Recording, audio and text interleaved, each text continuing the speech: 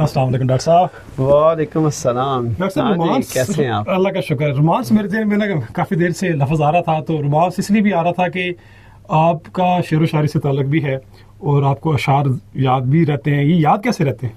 देखें, ये वही बात होती है कि आपकी कुछ आपका पैशन होता है, उसमें जो है ना, ये जो पोइट्री है ना, ये मेरा पैशन है। अच्छा। हाँ, उसके अलावा ये है कि लिखना लिखाना ये भी मेरा पैशन है। अच्छा, ठीक। तो मैं जो भी आप माइंड में आती है ना, मेरी चीज़ें रब्त में होती हैं, मैं उनको लिख लेता हूँ। बहुत अच्छा।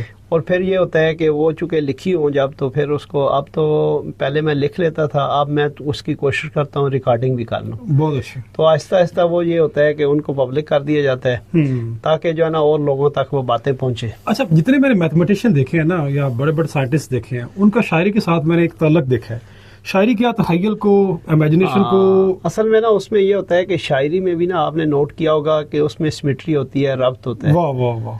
तो मैथमेटिक्स जो है ना, वो भी उसमें भी सिमेट्री है, रब्त है। ठीक है, ठीक है। तो बल्कि ज़ाहिर बात है वो चीज़ें आपस में कोरिलेट कर रही होती हैं। यानी आपका तखय्युल और आपका जो कॉन्सेप्ट्स बिल्डिंग की एबिलिटी, क्रिएटिविटी जो है ना, वहाँ भी है और यहाँ भी है। हाँ, क्रिएटिविटी दोनों जगह पर है। हाँ, ठीक और हो गया। दूसरी जहाँ तक आपने बात की रोमांस की, तो असल में ना हम चीज़ों को पॉजिटिविटी के सेंस में नहीं लेते।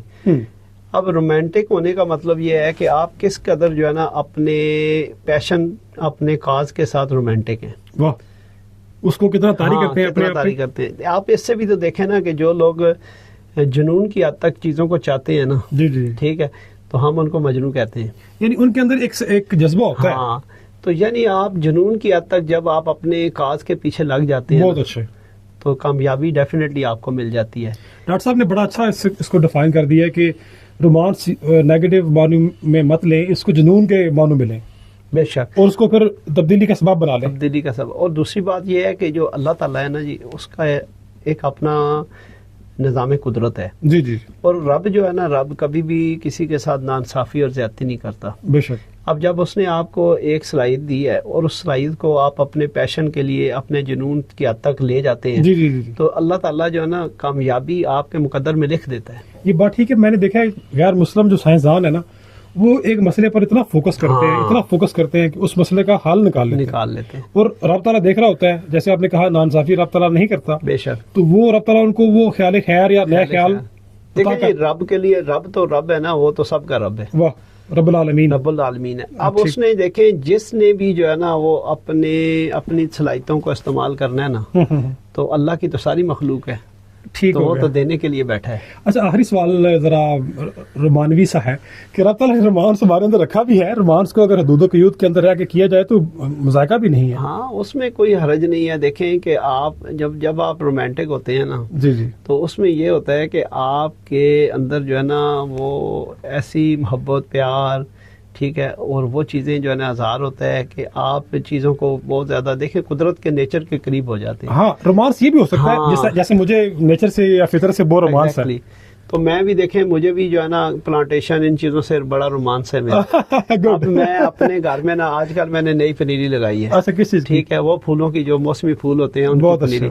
अच्छा, एक और इंटरेस्टिंग बात आपको बताता हूँ कि मैंने ना तकरीबन कोई 12 गमले ला के ना पनीरी के लगाए। अच्छा अच्छा, सुबह मैं उठा तो आधे गमले जो है ना पनीरी, आधी पनीरी गायब। अच्छा अच्छा अच्छा, वो मैं बड़ा परेशान हुआ कि यार ये पनीरी गई किधर है। अच्छा।